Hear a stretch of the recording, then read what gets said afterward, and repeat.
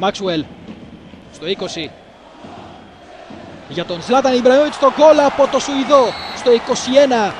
Περίφημο ξεπέταγμα από το Σουηδό, ο οποίος μπορεί να είναι πρώτης εξόδου από την Βαρκελόνη, αλλά ξέρει πάρα πολύ καλά πώς θα σκοράρει. Οι φίλοι της Μπαρσελόνα θέλουν να παραμείνει ο Σουηδός, ουδής γνωρίζει το μέλλον του, ικανοποιημένος για αυτό το γκολ ο Πεπ Γουαρδιόλα. Ανάμεσα στους δύο αμυντικούς πετάγεται περίφημα ο Ζλάταν Ιμπραήμοβιτς για να νικήσει τον Αντρές Παλόπ. Περίφημο σκυμπαλιά από το Μάξουελ. Οι δύο του συνδυάζονταν στον Άγιαξ, παλαιότερα, αργότερα στην Ίντερ, τώρα και στην Μπαρσελόνα. Όπως πρέπει ακουμπάει την μπάλα ο Ιμπραήμοβιτς, πάντα εντυπωσιακά τα γκολ του.